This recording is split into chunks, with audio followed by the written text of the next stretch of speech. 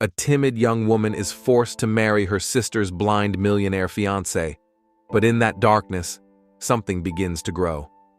A love too strange to name, too strong to deny. No one asked if Emilia was ready. No one cared if her heart was in it.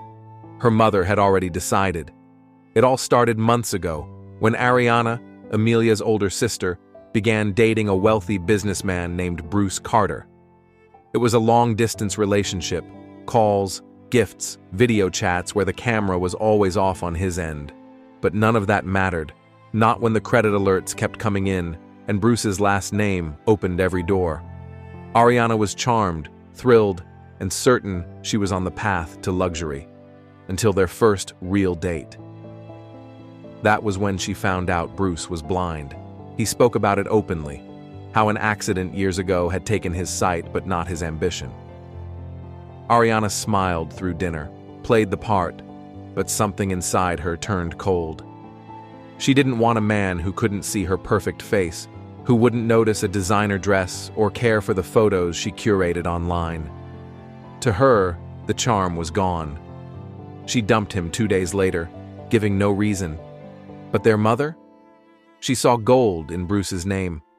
A man with wealth, property, status, one who couldn't see and maybe wouldn't ask too many questions. So she made a decision. If Ariana wouldn't marry him, Emilia would. Emilia, who had always followed quietly behind her sister. Emilia, whose heart was soft but whose voice was rarely heard. She was dragged into it before she could object. Her mother rehearsed every word she should say. Her dress was tailored, her name stitched into the wedding invitation, and the story fed to the press was simple. Love had bloomed in secret, and now it would be sealed forever. Bruce had no idea. He still thought he was marrying Ariana. And Amelia? She stood at the edge of a life she never asked for, about to walk down an aisle, towards a man who couldn't see her. Tears slid quietly down Emilia's cheeks as she walked the aisle, each step feeling heavier than the last. The music swelled, the crowd cheered, but in her ears, all she could hear was the echo of her mother's sharp command. "You will marry him, Amelia. You owe us that." Her sister's biting laugh followed right behind it. "You always wanted to wear the dress. Now, act like it fits." The cathedral was breathtaking, candlelight dancing off stained glass, but the air felt cold against her skin. It wasn't the beauty of the moment that made her shake. It was the lie stitched into every second. Bruce Carter, the man waiting for her at the altar, stood tall and still. His face was calm, but as she drew closer, he tilted his head ever so slightly, like he could sense something was wrong. He couldn't see her tears, but he heard them in the rhythm of her breath, felt them in the tension of the silence between her steps. When the cheers died down and the minister spoke, every word that followed pierced like glass. "Do you, Amelia Quinn, take Bruce Carter to be your lawfully wedded husband?" Her stomach tightened. Her lips parted, but no sound came out. She saw her mother from the corner of her eye, an expectant nod, a clenched jaw. Her sister sat with crossed arms, wearing the smugness of a queen who had tossed a pawn into a fire. "To love and to honor, to cherish in sickness and in health, till death do you part." The words clung to her like chains. "I do," Emilia whispered. It wasn't love, it wasn't joy, it was survival. Bruce turned slightly at her voice, his brow creasing, his voice soft. "You're trembling." She said nothing. The camera zoomed in. She forced a smile. But inside, her chest felt like it would shatter. The applause that followed felt deafening, like thunder crashing down on a house made of lies. She walked back down the aisle beside a man she didn't choose, through a crowd that believed in a fantasy, and stepped into a car that would take her into a future she hadn't asked for. The ride was silent. Emilia sat beside him, hands clenched in her lap, her new wedding band cold against her skin. Through the tinted glass, the church faded behind them, just flickers of stained light in the dark. She didn't dare meet his face. She didn't need to. He wasn't looking. She wanted to scream, to run, to tell him everything. But her mother's voice, her sister's smirk, the ring on her finger, they all held her in place. The drive was too smooth, too silent. The Rolls-Royce glided through the city like a whisper, as if the night itself parted to let them through. Emilia sat stiffly beside him, her palms damp against the folds of her gown. Street lights flickered past the windows, but none of it seemed to reach him. Bruce didn't say a word. He sat tall, composed, his head slightly tilted, eyes closed. His fingers tapped lightly on his knee, in rhythm with the road, not random, measured, like he was keeping count, not of time, not of music, but of her. The rustle of her gown, the hitch in her breath, the way she shifted in her seat. He heard all of it. He wasn't resting. He was recording. Emilia didn't dare speak. Her mother's voice was still ringing in her ears. Don't forget anything. His sister says he notices everything. Her sister's warning came next, cruel and amused. Try not to sweat too much. You'll smell different. But it was already too late. She had rushed out of the dressing room in panic, heart racing, and in her confusion, she'd forgotten to use the exact perfume Ariana always wore. The one scent Bruce would have known. As they pulled into the Carter estate, her stomach twisted. The mansion wasn't just elegant. It was a map made for someone who didn't need eyes to move. Doors glided open without a sound. Every hallway was wide and uncluttered. Textures shifted slightly underfoot, from marble to velvet runner, giving subtle cues only someone like Bruce would notice. There were no paintings, no family portraits, just sculptures, minimalist lines, soft lighting. It was pristine, controlled, unforgiving. She stepped inside, already feeling swallowed. "Congratulations, ma'am," the butler said with a bow. Bruce didn't acknowledge it. He simply raised his hand and gestured forward. Emilia followed. The silence between them grew heavier with every step. Dinner was already set in a cavernous dining room, just 2 plates on a long glass table. No music, no laughter, no celebration. She sat. He didn't look at her, still tapping, still listening. Then came his first words of the night, low, precise. "Your voice. It's different." Her chest tightened. "I'm just tired," she replied carefully. Another pause. Then calmly, "You're wearing something new. Not the perfume I remember." Her heart nearly stopped. I spilled it earlier. This was a backup," she lied. Bruce turned his head slightly toward her. He didn't speak again, but the tapping stopped, his fingers stilled. Emilia realized then, this wasn't a man who needed eyes. He already knew she wasn't who she claimed to be, and now she would have to lie with every breath, every moment, as a wife in a life that was never meant to be hers. Dinner wasn't silent, not completely, but the words between them didn't flow like a normal conversation. They came measured, quiet, with a weight that felt too deliberate. Bruce didn't chat. He questioned, calmly, casually, as if reminiscing, but Amelia knew better. He was probing. "What was the name of that inn I said I stayed in while in Venice? Did you ever finish that poem you read to me once? The one about the waves? You used to hum before you slept. You still do that?" Each question felt like it had teeth, hidden ones, not accusations, just puzzles, traps cloaked in nostalgia. And Amelia answered each one, carefully, smoothly. She had spent weeks studying Ariana's recorded calls with Bruce, mimicking her tone, memorizing her laughter, rehearsing every word like it was a script that would save her life. Until he asked one thing, something small, something Ariana never thought to mention in her summaries. "What was the name of my childhood dog?" Emilia froze.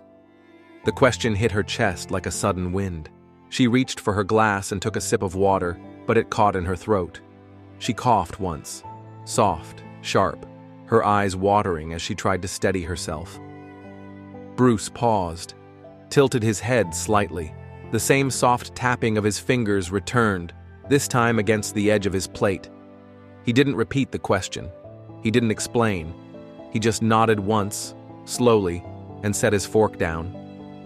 "I remember everything," he said softly, almost to himself. Sometimes too clearly. It tends to make people uncomfortable. That was all. Emilia sat there, her spine rigid, her throat dry, watching him as he reached for his napkin and gently wiped his hands. He didn't raise his voice. He didn't need to. His calm was colder than any confrontation. Later that night, she stood at the window, staring through the glass at the balcony. He was out there, facing the night air like it was an old friend. The moonlight painted his silhouette in silver, his hand loosely holding his walking stick, though he didn't seem to need it to move around. The estate was curated for him, each step familiar, each turn designed to guide rather than obstruct. Amelia watched as he paced the tiled floor with graceful certainty. Every corner of this place belonged to him. He didn't need eyes to know where he was. And she? She was the intruder with the stolen name, Ariana. The name felt heavier by the day. It was on the marriage license, in the whispered blessings, in the signature she now forged on thank-you notes. But Bruce still treated her like a wife. He never pulled away, never questioned her in public. He let the illusion live, like he was waiting to see how far she'd take it. And in that performance, something strange began to form. The quiet had become unbearable. Not the kind that came with peace, but the kind that reminded Amelia she was living inside a lie so thick, even the walls seemed to hold their breath. So she started to fill the silence, not with words, but with actions. Each morning, she rose before sunrise, tiptoeing into the kitchen, long before the staff stirred. There, she met Marcus, Bruce's private chef. He had worked with him for years, even before the accident. He was quiet, observant, and loyal to a fault. He didn't ask questions, but he watched. Emilia studied every detail, how Bruce liked his eggs slightly undercooked, his coffee with precisely 1.5 teaspoons of sugar, stirred counterclockwise, never clockwise. How he preferred plantain sliced diagonally, not straight. She took notes, memorized routines, repeated them until it became muscle memory. And slowly, she began serving his meals herself, placing his plate just where his hand could reach it, pouring his drink exactly how Marcus had shown her, wiping the counter not once, but twice. She wanted it to feel natural, like a wife would. Bruce never stopped her, but every time she placed a dish in front of him, his fingers would pause mid-air, just for a moment, as if registering the weight, the scent, the sound. And then, calmly, he would say things like, "Ariana never did this. She never touched the stove. She used to hate the smell of ginger in the morning." Each line delivered without emotion, without confrontation, but each one a subtle reminder that he remembered. Everything. One night, after she placed his dinner down gently before him, he said it again. "Ariana never made my meals. She once joked the kitchen was her enemy." Emilia smiled, holding her breath behind her ribs. Then, as naturally as she could, she replied, "I wanted to do more, to be more of a wife, you know?" She watched him closely as she said it, like someone walking through fog, unsure of where the cliff might begin. Bruce didn't answer. He just resumed his quiet tapping, index finger against the table. Tap, tap, tap. It wasn't impatient. It wasn't annoyed. It was steady, measured, listening. She could feel him absorbing everything, not just her words, but her intent. In that moment, Emilia didn't know if he believed her, but she did know one thing. He was waiting. Not for proof, not for answers, but for her to finally stop pretending and tell the truth herself. That night, the air in Bruce's room was colder than usual, soft drafts slipping through the barely open window, brushing against the edges of silence like whispers of something forgotten. Amelia stood near the bed, phone in hand, pretending to scroll, but really checking her carefully programmed reminders, timers she had set for everything. When to bring him tea, when to lower the lights, when to hum that evening hymn Ariana used to murmur before sleep. She'd almost forgotten.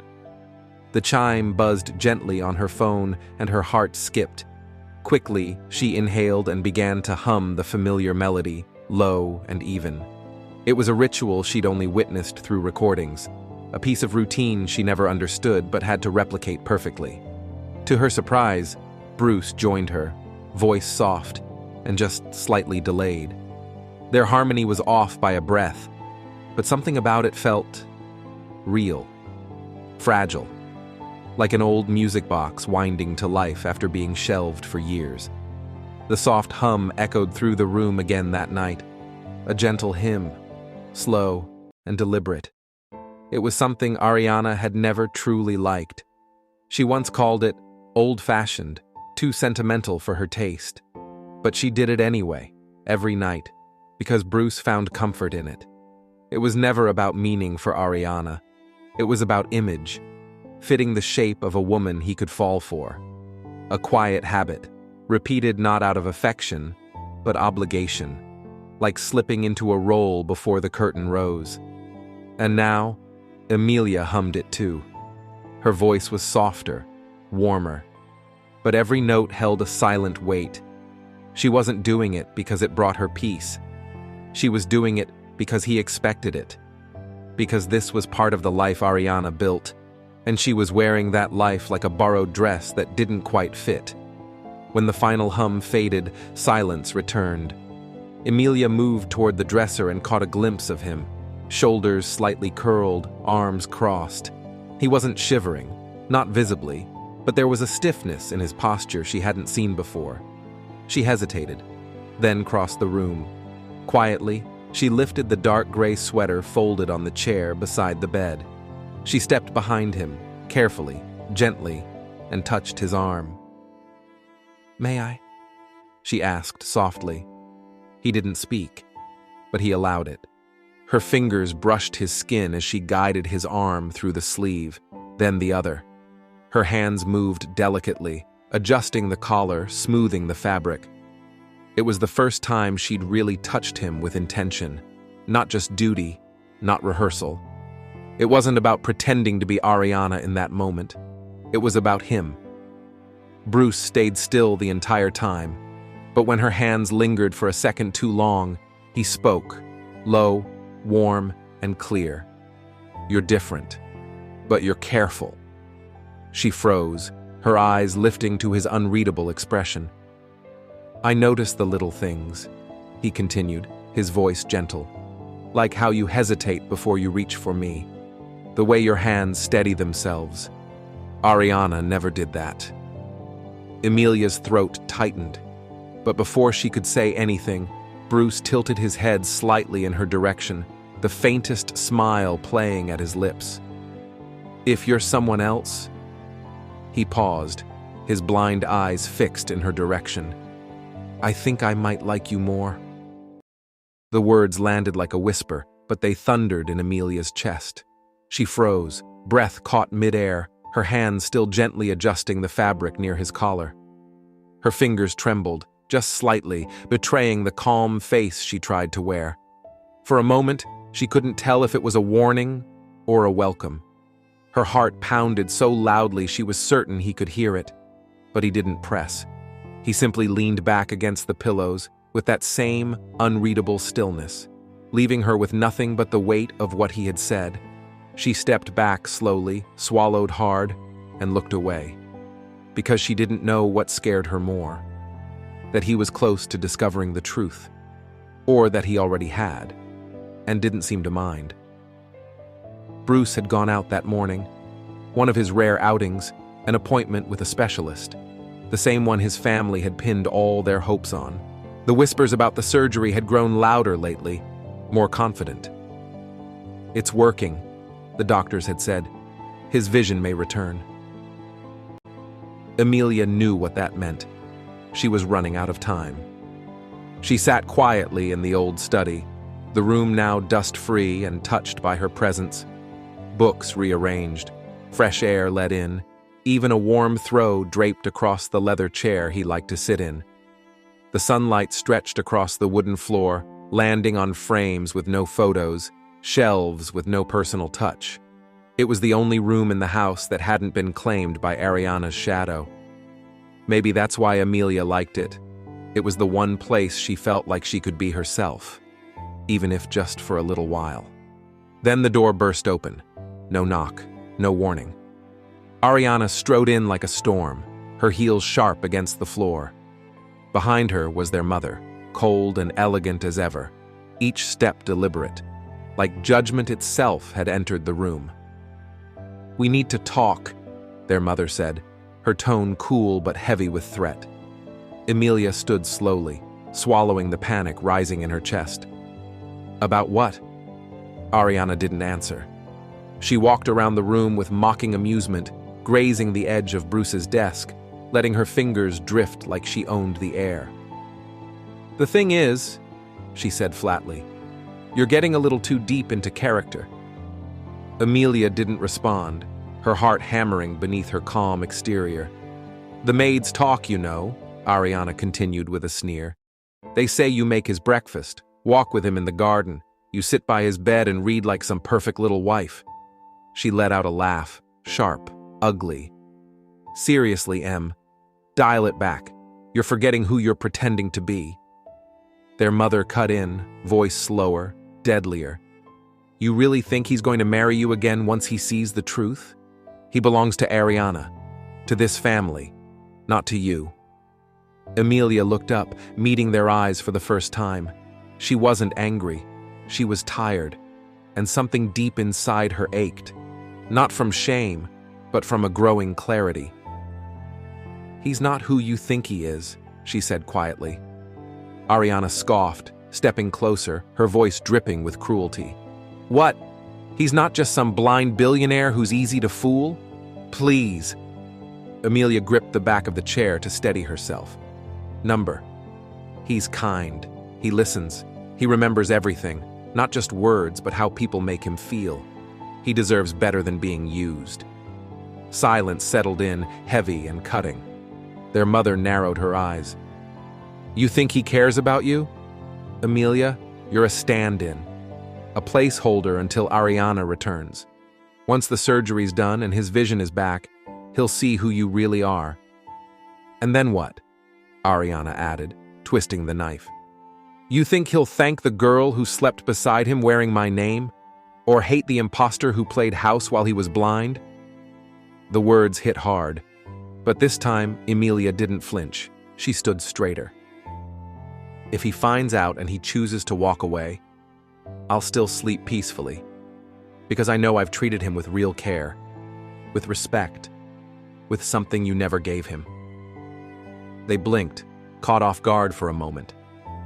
Then their mother hissed, like casting a curse. "Don't confuse this for love.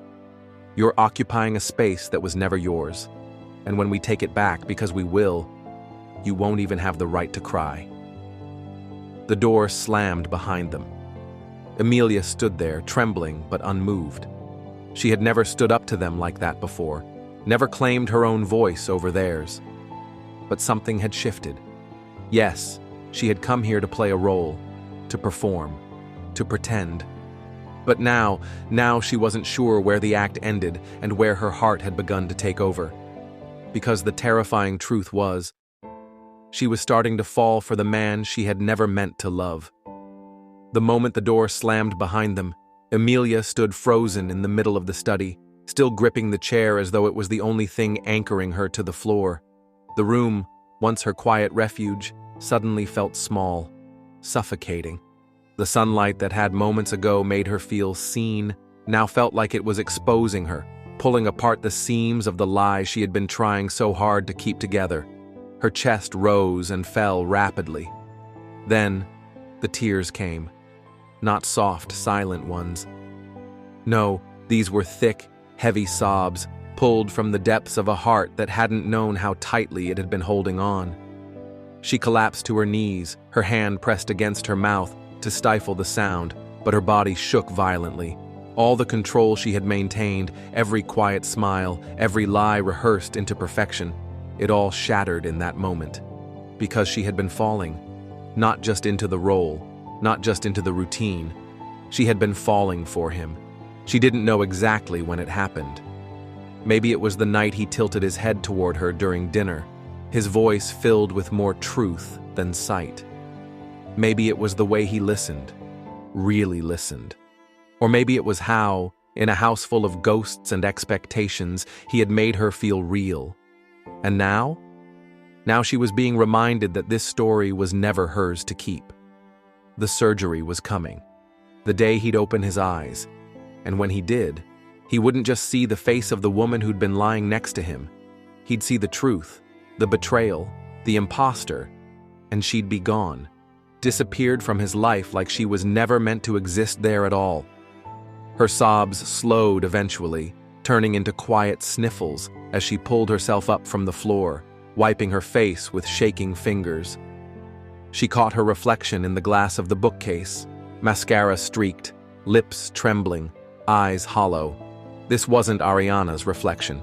This was hers. The woman who had learned the sound of his footsteps, who had memorized the way he liked his toast, who had stayed up late humming songs she never cared for, just to give him peace. The woman who was never supposed to feel anything. But now? How do you walk away from a man who made you feel more like yourself than your own name ever did? And when the day comes that Bruce finally sees her, will he remember the touch, the care, the truth in the lie? Or will he only see betrayal? Will love survive the moment eyes finally open? Or was it only possible in the dark? "I'm going to the hospital." The words landed in the quiet like thunder, soft but jarring. Emilia looked up from the book in her hands, startled. Bruce stood by the coat rack near the door, fingers lightly tracing the fabric of his jacket. His face turned slightly in her direction, but not fully. His voice held no shield, no practiced calm, just bare honesty. "There's a doctor," he continued, his tone low, almost hesitant. "Not here, in Seymour Bay. They're trying something new, an experimental procedure. The odds, they're not great, but there's hope." Emilia opened her mouth, but no words came. No encouragement, no protest.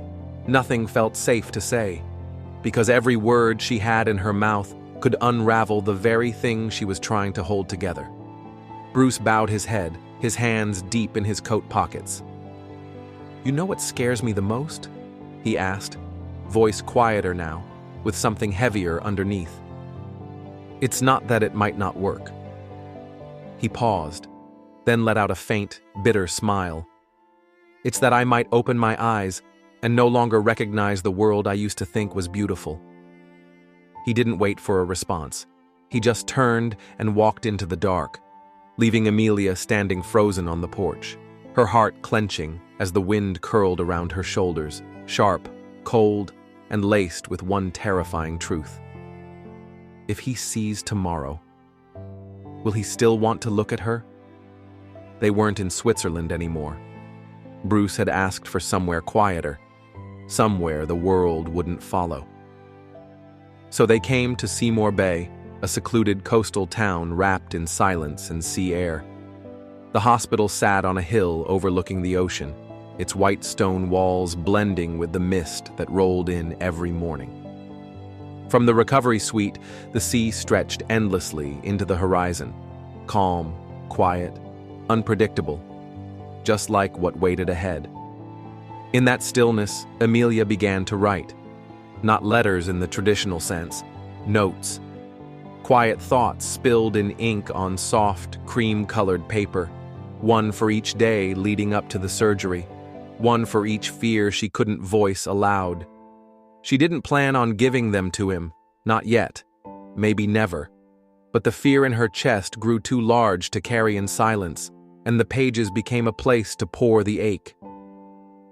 The first note came after a restless night. If you're reading this, it means you can see again. It also means everything has changed. I don't know if you'll be angry or disappointed or feel betrayed, but I hope, somewhere deep inside, you remember the sound of how I laughed around you. That sound, at least, was real. She folded it carefully and placed it under her pillow. The next day, Bruce barely spoke. He spent the morning listening to classical music with his head tilted back, the same piece on repeat. Emilia sat across the room, pretending to read, but really memorizing every detail of his face, just in case. The second note was harder to write. I didn't come into your life with good intentions. I was told what to be, who to become. I rehearsed my tone, mimicked her perfume, studied her memories as if they were my own. But somewhere between pouring your coffee and folding your sweaters, I started forgetting who I was pretending to be, and started becoming someone I didn't recognize. Someone softer, someone scared, someone who, without meaning to, started caring. She paused midway through writing it, her tears dripping onto the page. She let them dry before folding the letter and tucking it beneath the first. Each night, she added a new one. On the third night, Bruce had fallen asleep early. Emilia sat near the wide glass window that looked out to the sea. She could hear the waves crashing against the rocks far below, constant, steady, unbothered by human fear. She scribbled her thoughts slowly.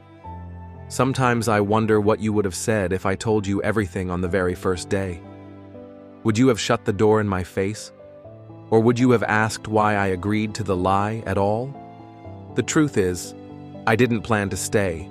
I didn't plan to feel anything. But you were kind. You listened. You noticed.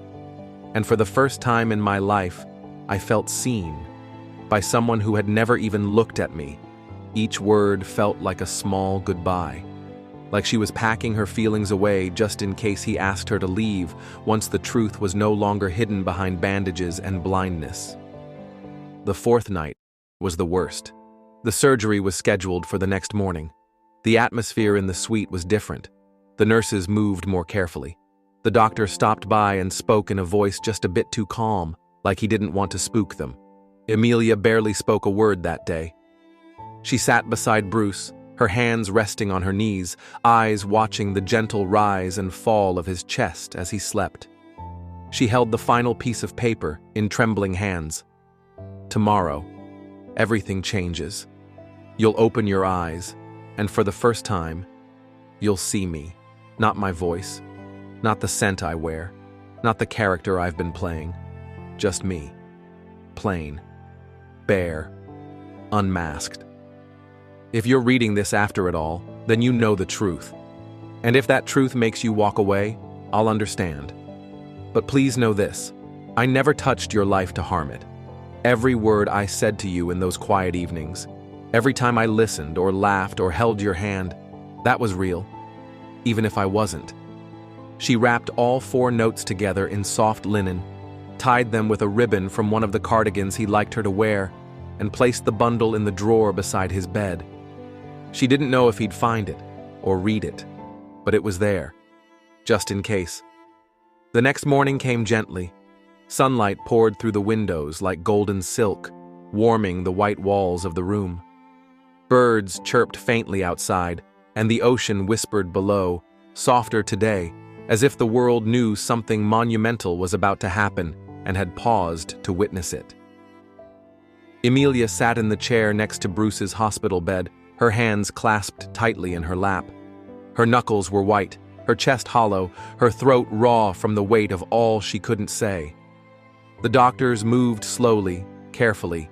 No one rushed. No one spoke above a hush. The air itself felt compressed, like the pause between lightning and thunder. They began removing the bandages. One layer, then another.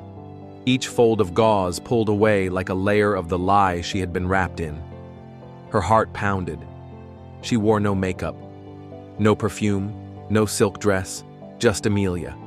The version of herself she had fought to protect, but had finally come to accept. The version she knew he might reject, Once he saw her not as the voice in the dark, but as the imposter who dared to love him. She had once wished she'd be the first thing he saw. Now, that thought felt like a noose. She looked at his face, still, peaceful, waiting. She looked at his eyes, and she held her breath. Bruce lay still as the final layers of gauze were removed, and for a moment, silence hung thick in the room. Then, slowly, his eyelids fluttered open. Light poured in, pure, overwhelming, and alive. But he didn't recoil. He blinked once, then again. His vision settled. And then, he saw her, Emilia. She stood frozen at the foot of his bed, her body tense, her breath caught mid-chest. She couldn't move, couldn't speak. Her heart pounded so violently it was all she could hear. The woman he now looked at was bare.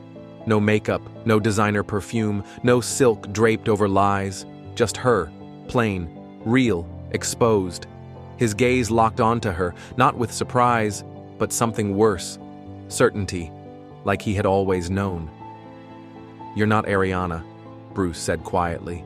The words sliced through the air like a blade. Calm, certain, final. Emilia's throat closed. Her hands trembled. She didn't need to ask how he knew. Deep down, she'd always feared he did. But now, hearing it, being seen like this, it broke something inside her. She didn't speak. She couldn't. Her tears came fast, hot and full. Not the careful silent ones she had mastered over the weeks, but the kind that made her body shake. She sank into herself, covering her face, sobbing not just from guilt, but from grief. Because she had cared, deeply. Everything she'd done, every cup of tea, every late-night hum, every quiet walk by his side, wasn't part of the performance. It was never about playing Ariana. It was about him. And Bruce, still watching her, spoke again. His voice softer now, not accusing, just true. "You treated me like I was something fragile, like I mattered. The way you adjusted the light for my headaches, the way you folded my collar when you thought I wasn't paying attention. You cared." He paused, his expression unreadable. "And that's the part that hurts, Amelia. Because the one person who treated me with tenderness did it under someone else's name." She crumbled to her knees. Every lie she'd told, every secret she'd buried, now laid bare in the eyes that had finally opened. And in that moment, she didn't cry for being caught. She cried because she feared she had ruined the only thing she hadn't meant to find in this lie, something real. Will Bruce choose the truth that hurt, or the love that healed in the dark? Let us know in the comments what you think he should do. Do you believe Emilia deserves a second chance? Like, comment, and subscribe to follow the next chapter of this emotional journey. Part 2 drops soon. Don't miss it.